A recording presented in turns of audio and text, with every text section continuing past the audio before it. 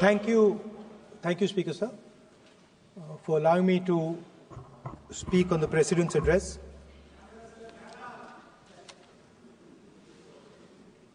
Camera. Thank you. Double thank you, sir.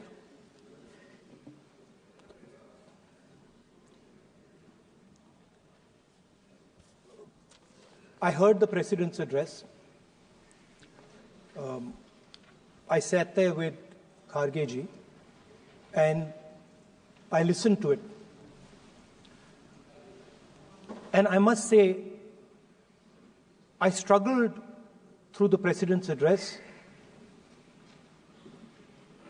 to maintain my attention on what was being said, because I had heard pretty much the same President's address the last time and the time before that and the time before that. And it was the same laundry list of things that the government has done. We have done this, we have done this, we have done this, 50 or 100 things that the government has done. And so while I was sitting there, I was thinking, okay,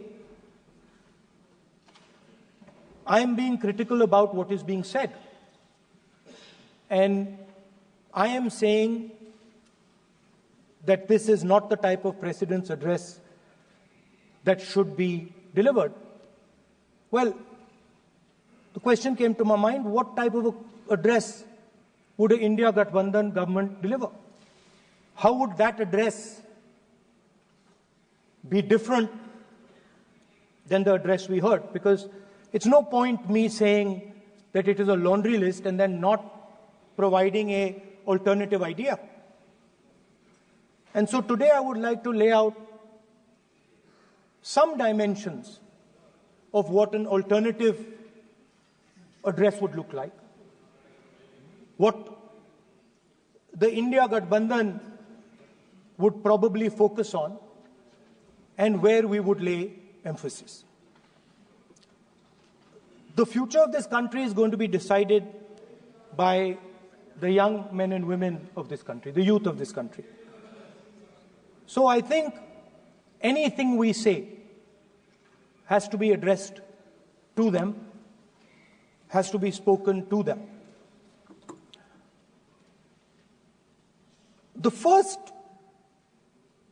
thing in front of us, and this is something I'm sure the Prime Minister would accept and pretty much everybody in this room will accept, is that even though we have grown fast, we are growing slightly slower now, but we are still growing. A universal problem that we have faced is that we have not been able to tackle the problem of unemployment. No, neither the UPA government nor today's NDA government has given a clear-cut answer to the youth of India about employment. I don't think anybody in this room will disagree with me. I'll give a little statistic for the Prime Minister. The Prime Minister, something I would agree with directionally. The Prime Minister proposed the Make in India program. I think a good idea. We saw the statues, we saw the functions, we saw the so-called investment, and the result is right in front of me. Manufacturing fell from 15.3% of GDP in 2014 to 12.6% of GDP today. That is the lowest share of manufacturing in 60 years. I'm not even blaming the Prime Minister, because I think it would not be fair to say he didn't try. I could say that the Prime Minister tried, and I think conceptually Make in India was a good idea, but it's pretty clear that he failed, because manufacturing went from 15.3% of GDP to 12.6%. So the first question that any alternative vision would answer to the youngsters of our country is, okay, what and how are we going to solve this problem of employment? Any country basically organizes two things. You can organize consumption, and then you can organize production. Modern way of saying organizing consumption is services. Modern way of saying organizing production is manufacturing. But there is more to production than simply manufacturing. For example, agriculture also is about production. Now, pretty much every government since 1990 has done a decent job on consumption, on organizing consumption. Which are the companies that organize consumption? Uber organizes consumption. Reliance organizes consumption. Adani organizes consumption. But we have, as a country, failed in organizing production. We have excellent companies that try to organize production. They are the Mahindras of this world. They are the Bajajes of this world. Part of Tata's organizes production, but the record of the country in organizing production is dismal. And essentially what we have done is we have handed over the organization of production to the Chinese. So this mobile phone, even though we are saying we make this mobile phone in India, that is not a fact. This phone is not made in India. This phone is assembled in India. All the components of this phone are made in China. The network that has produced this phone is made in China, is owned by China. So every time we use a phone, every time we wear a Chinese shirt, a Bangladeshi shirt, every time we wear a pair of Chinese sneakers, we are paying a tax to China. Because some Chinese youngster is earning a salary to make or to produce that product. So the first message I would give in a presidential address would be that India has to focus completely on production. Because if we do not focus on production and we continue to focus only on consumption, we will find that we will run huge deficits, we will increase inequality, and eventually we will run into a serious problem. Social problem because of unemployment, which we are already facing. If you look at the numbers of the amount of people who are in jail, if you look at the numbers that are spent on internal security, if you look at the numbers spent on our police forces, they're all spiraling. They're all rising. And everybody understands that social tension is on the rise in India. So now the next question comes, okay, so where is this employment going to come from? What is India going to produce? And for that, I'd like to tell all the youngsters of this country that there is a revolution taking place, an exciting revolution. The world is transforming completely. And the change that is taking place, at the heart of the change that is taking place, we are moving from the world of the internal combustion engine to the world of the electric motor. We are moving from petrol to batteries. We are moving wind, solar, potentially nuclear energy. So our entire way of moving is changing. And this is going to change every single thing. It is going to change warfare. It is going to change medical treatment. It is going to change education. It is going to change how we eat. It is going to change every single thing. Now, the last time there was a revolution called the computer revolution, the government of India had a clear focus. We looked at that revolution. It was a Congress government. We looked at the revolution and we decided clearly that we are going to focus on the development of software. And we rode the wave of that revolution. And today you can see the result. I remember people laughing. I remember people laughing when the computer was being talked about. You mentioned Mr. Vajpayee.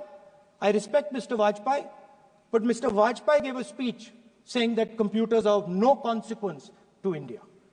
So, what is important when there is a revolution? What is important is that you understand what are the drivers of that revolution and where exactly do you need to focus, where exactly do you need to sit in that revolution. I said that this revolution is going to change everything. And I want the youngsters in this country to think about it. There is a war going on in Ukraine. The war in Ukraine is actually a war between the internal combustion engine and the motor, the electric motor. The electric motor is inside the drone, the engine is inside the tank. And if you look at what is going on in Ukraine, the tanks are dying by the thousands.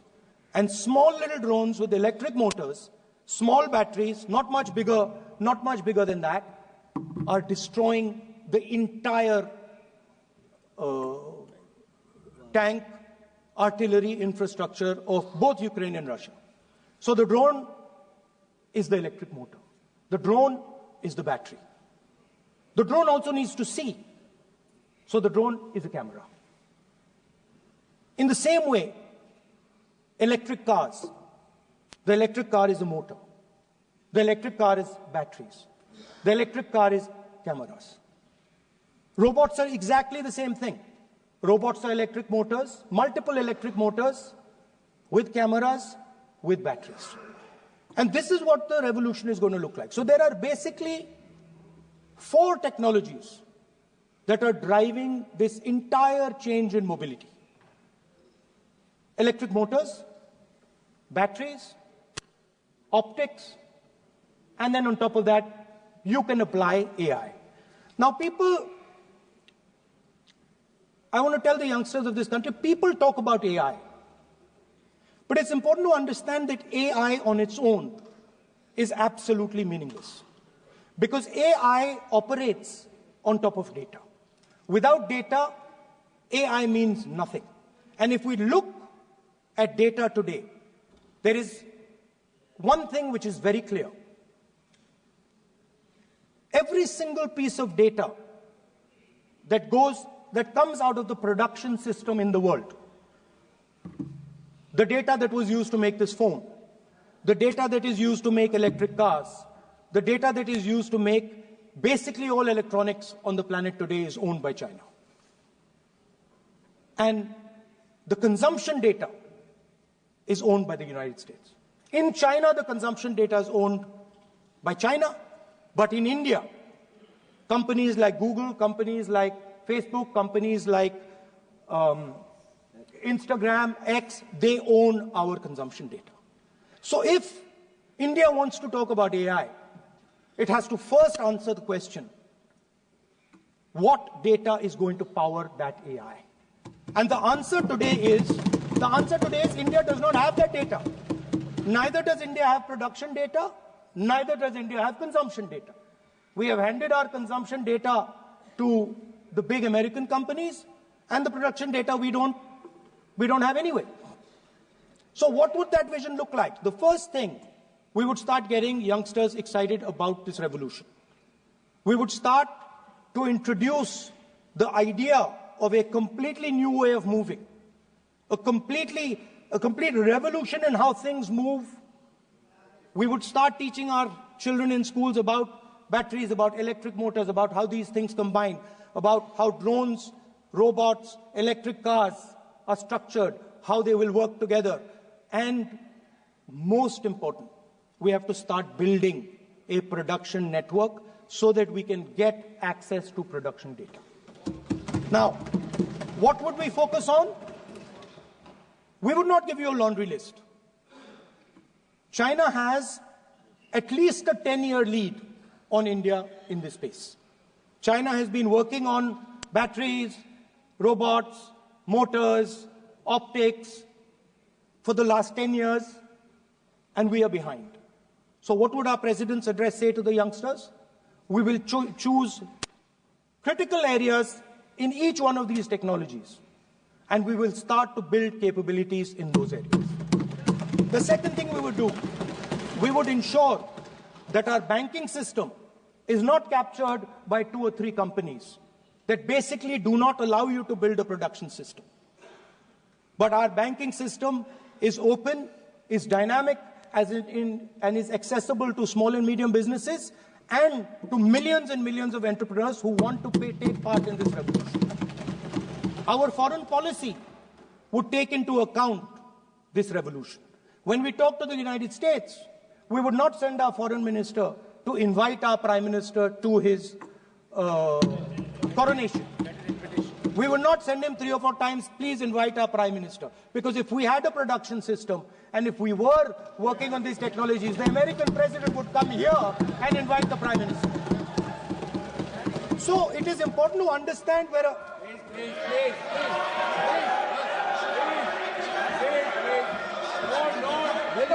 Foreign policy.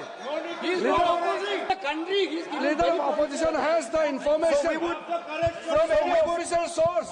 He must inform the House. If leader of opposition has the information, please inform the House. Who has told you that foreign ministers visited for the purpose which you have mentioned? You must specify it. So, I'm sorry that disturbed you, that question.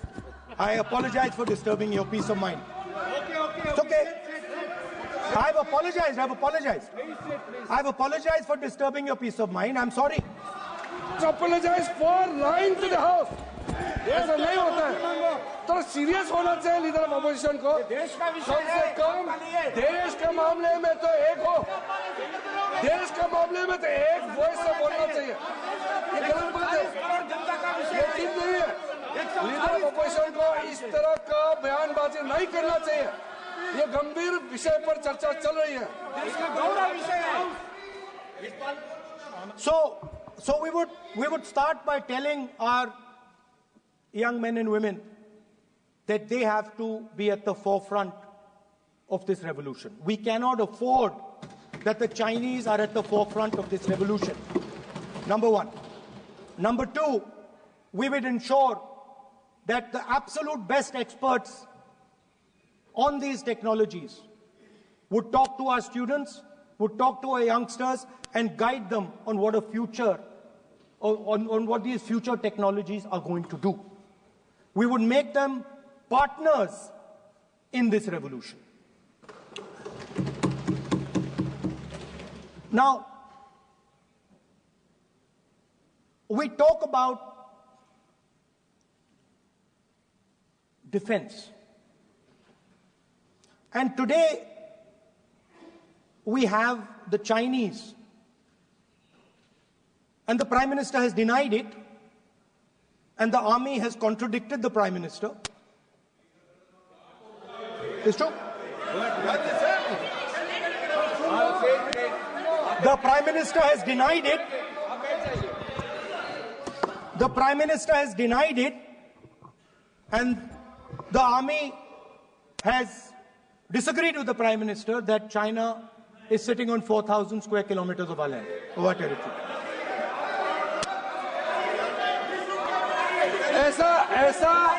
ऐसा इस सदन में अब मन चाहे बात नहीं बोल सकते हैं.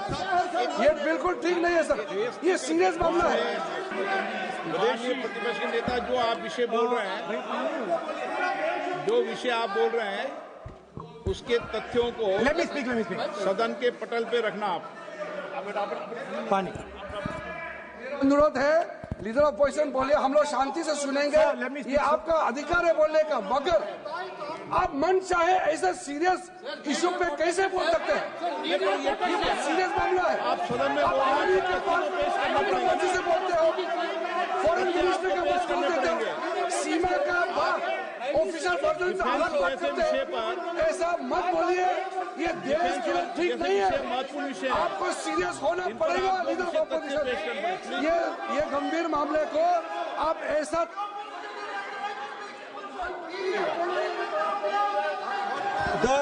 The Prime Minister has denied that Chinese forces are inside our territory, but for some reason our army keeps talking to the Chinese about their entry into our territory, and our Chief of Army Staff has said that the Chinese are inside our territory. This is a fact. This is not invention, this is a fact. Now, but the reason China is inside our territory is important. Because people think that wars are fought between armies and their weapons. But the fact of the matter is that wars are fought by industrial systems. The fact of the matter is that China has an industrial system that is far stronger, far bigger than our industrial system. And that is why they have the guts to come inside this country. The reason China is sitting inside this country is because Make in India has failed. The reason China is sitting inside this country is because India is refusing to produce. And I'm worried that India is going to give up this revolution to the Chinese once again. The reason I made this reference is because everything is connected. If and when we fight a war with China, we will be fighting with Chinese electric motors, Chinese batteries, Chinese optics, and we will be buying Chinese motors, Chinese optics, Chinese batteries. It is a non-sustainable proposition. That is why for our security, for the future of our children, for the future of our country, we have to build a production system, and we cannot allow this revolution to go by. Yes. Now, the next step, we have a strategic partner called the United States. The partnership should focus on how India and the United States can work together to take advantage of this revolution. That is what the conversation should be on. Please understand that India is as important as the United States for the simple reason that they cannot build an industrial system without us. They cannot build a production system without us. No matter what they say, the Americans simply cannot do what India can do because their cost structure is much, much, much more expensive than ours. We can build things that the Americans would never imagine. India can do that. So that would be the first part of a president's address. We would talk to the youngsters in India and say to them, we want you to be partners in this revolution. We want to change the Indian banking system so you can have access to it. And we believe in you, we trust in you, and we believe you can take on the Chinese. That's the first part. The second part would be about participation. We have done a caste census in Telangana, and what we have found is shocking. Almost 90% of Telangana is either Dalit, Adivasi, backward, or minority. Almost 90%. And I am convinced that that is the story across the country. I am absolutely convinced that the OBC population of this country is not one less than 50%, possibly 55%. 16% are Dalits, 9% are Adivasis, 15% are minorities. Last budget, there was a photograph. You remember the photograph? Of course. वो मक्खन बांटने वाली, हलवा बांटने वाली photo. मैं हैरान हो गया कि इस बार फोटो ही हटा दी. हलवा खिलाया मगर दिखाया नहीं किसको खिला रहे. So at the center of any new development paradigm for this country, which runs parallel with the production paradigm I spoke of, which works together with the production paradigm I spoke of, is the participation of lower castes, OBCs, Dalits, Adivasis in the wealth of this country. If we look at the largest corporates in this country, they're all owned. None of them are owned by OBCs. None of them are owned by Dalits. None of them are owned by tribals. If we look at the biggest media companies that support the Prime Minister. Every day we see the Prime Minister's pleasant face, smiling face on these media. None of them are owned by OBCs. None of them are owned by Dalits. None of them are owned by Adivasis. This is the fact. So central to any new development paradigm is the architecture of a new paradigm. And that architecture of the new paradigm can only be built once the caste census is placed on this table. Because once the caste census is placed on the table, we will know exactly how much of this country's wealth, how much of this country's power, how many of this country's institutions are owned by 90% of this country. There are OBC MPs in the BJP. There are OBC MPs in the BJP. There are Dalit MPs in the BJP. There are Adivasi MPs in the BJP. Remember, you are OBCs, you have 50% of the population, and you have absolutely no power. I know that you're sitting there and you cannot even open your mouth. That is the truth of the country. प्रधानमंत्री का चेहरा आपको दिखाई नहीं देता है। जाति जनगणना, प्रधानमंत्री का चेहरा आपको दिखाई नहीं देता क्या? आर्किटेक्चर, अंधे हो गए हैं क्या? Participation, revolution in the country that we are going to bring. ये अंधेरा हो गया है। पार्लियामेंट में है। ये कुछ दिखता नहीं है।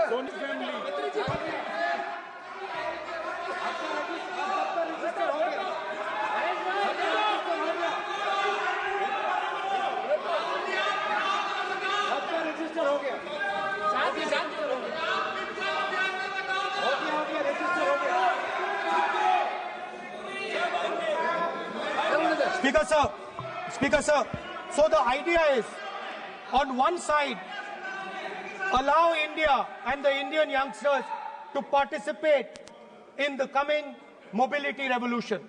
Allow them to participate in building robots, in building drones, in building electronic items, in building EVs. And on the other side, running parallel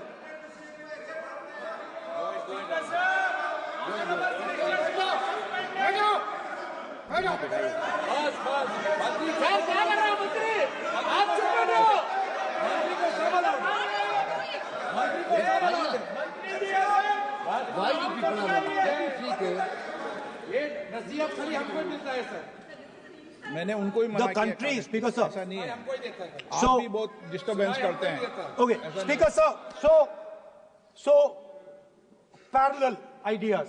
One idea, participate in the mobility revolution. Whether you're thinking of economy, weapons, production, healthcare, India should participate in this revolution. India should become the master of the electric motor, master of the battery, master of optics, and master of AI applied on top of that production system. Now imagine the power of AI when we apply it to the caste census. You imagine what we will do with AI and what we will do with the social revolution in this country when we start to apply AI on the data that we get from the caste census. So we are going to run a parallel track. On one side, participation, revolutionizing the participation of Dalits, OBCs, Adivasis in the ruling of this country, in the institutions of this country, in distribution of wealth of this country. And on the other side, parallel track, challenge the Chinese and participate in the revolution and defeat the Chinese in electric motors, batteries, solar panels, and wind. Yeah. So that is the first two parts of any presidential election address that any India Gathbandhan leader would give you. The final, of course, we go back to the Constitution. This, our favorite, just like the production system is a weapon, just like Jati Jangarna is a weapon of transformation. This is what the entire architecture is built on. I remember before the elections, all of you were saying 400 par, and you were saying you would change this. And then I was glad to see that the Prime Minister walked in and then was forced to bow his head in front of the Constitution. It was a moment of pride for all Congress people that we had explained to the Prime Minister and to the whole country that no force will dare touch this. I know that the RSS has never accepted this. Mohan Bhagwatji has said that India didn't get independence in 1947. He has said that this constitution is meaningless. I know that that is at your heart. We will never let your dream come true.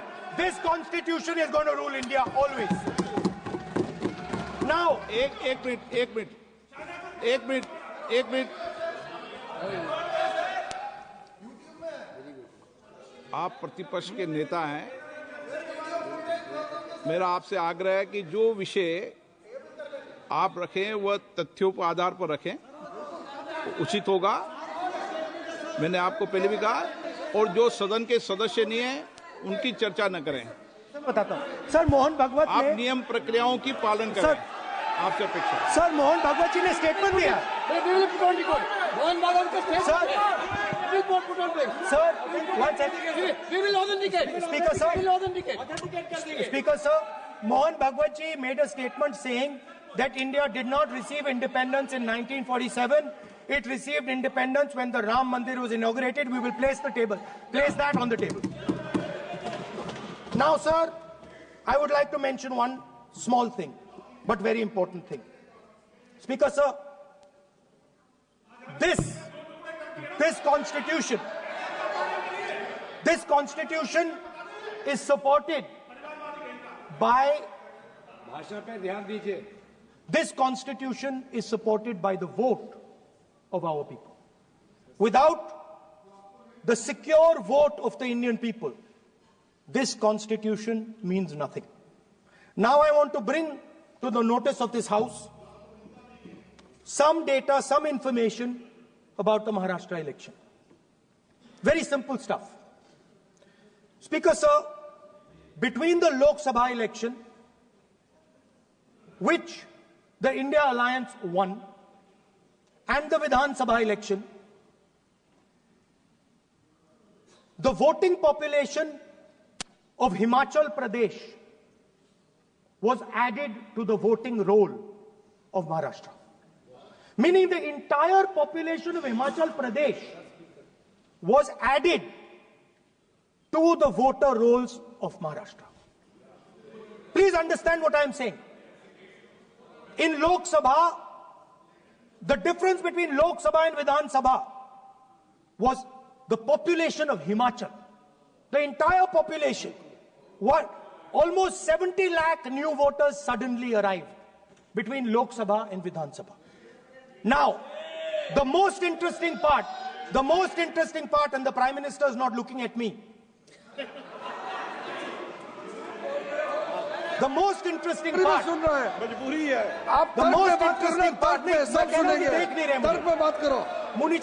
suddenly. The most interesting part is,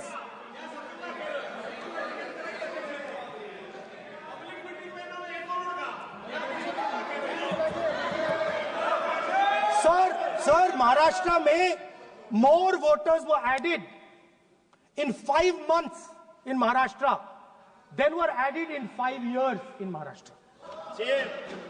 जितने 5 साल में add हुए उससे ज्यादा 5 महीने में add हुए, आखिरी 5 महीने में लोकसभा चुनाव के बाद। सर, एक बिल्डिंग है सर शिरडी में, एक बिल्डिंग में 7,000 नए वोटर एक बिल्डिंग में ऐड हुए सर। एक बिल्डिंग में 7,000 नए वोटर ऐड हुए sir.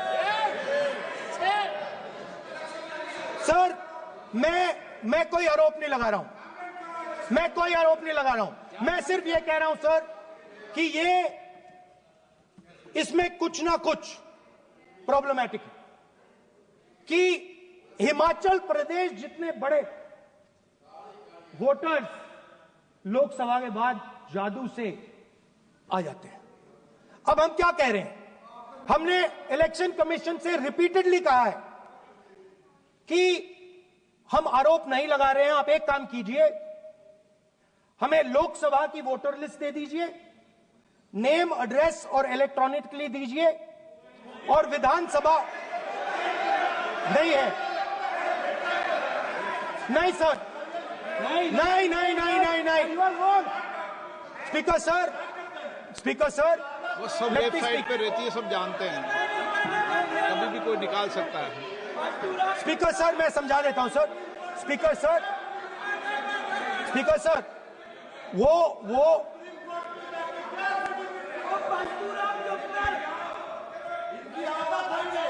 Speaker sir, we have asked, speaker sir,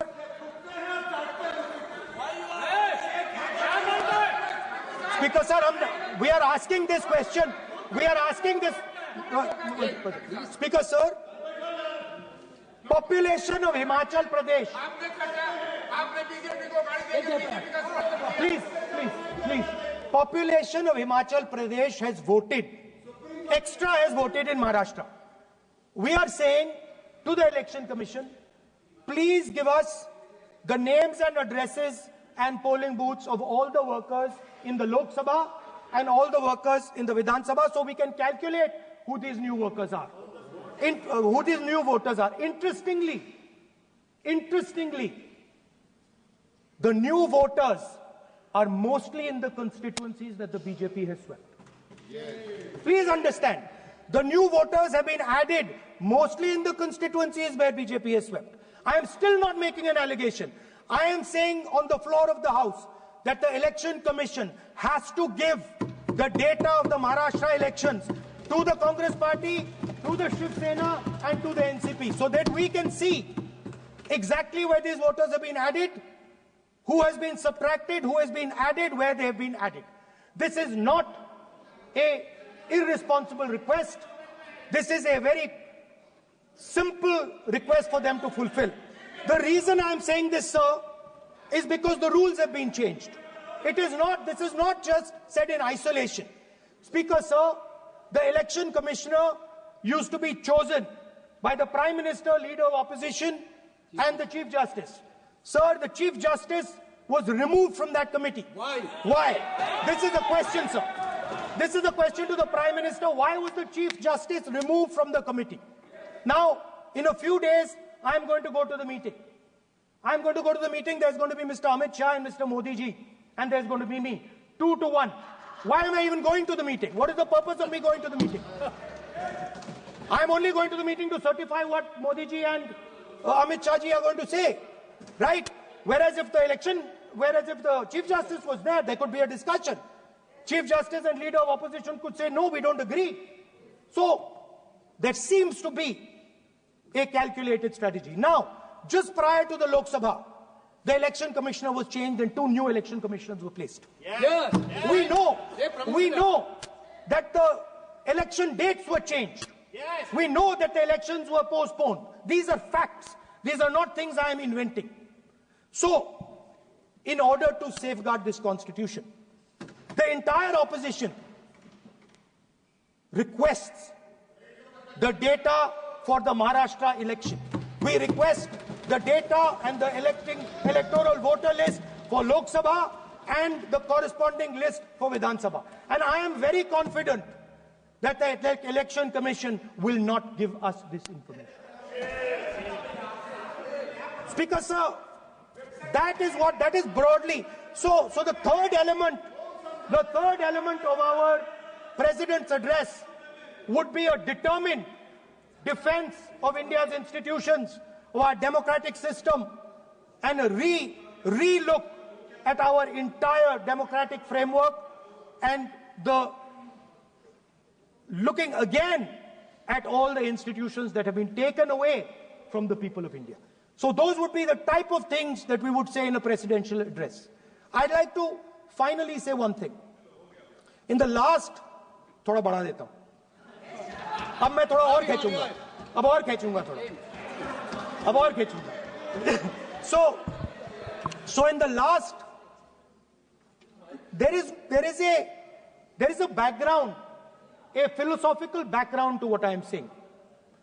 Essentially, what I am saying to the youngsters of India and to this House is that instead of focusing on multiple things, instead of telling us a laundry list, give us a strategy, give us a vision, make it clear, right? Now, there is a philosophical basis to this. There is even a deep philosophical basis to this. I showed you the picture of Shivji, which you didn't allow me to show. I showed that picture for a reason. What does that picture tell us? If you look at that picture carefully, it tells us focus carefully. Do not get distracted. Do not look here and there. Do the job at hand. So there is a philosophical basis to the speech I have given. I have not told the House and the country that we will do this, and this. This is the philosophy of Shivji. Say what you have to say, but be clear that you're going to do that one thing and don't do 56, 70 different things. So there is a link between our philosophical tradition, our religious tradition, and what I'm saying. And that is what India needs to do. India needs to connect the past, the values of the past.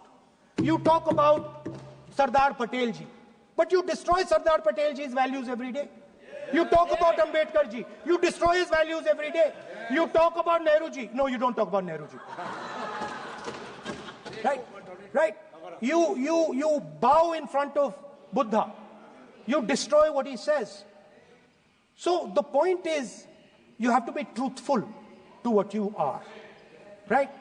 And it is important that when you are giving a way forward to the nation, there is clarity of purpose.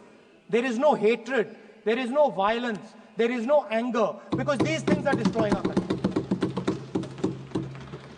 So my speech has not been angry, has not been nasty. My speech has been very polite, very kind, and I thank the Prime Minister for coming and listening to it.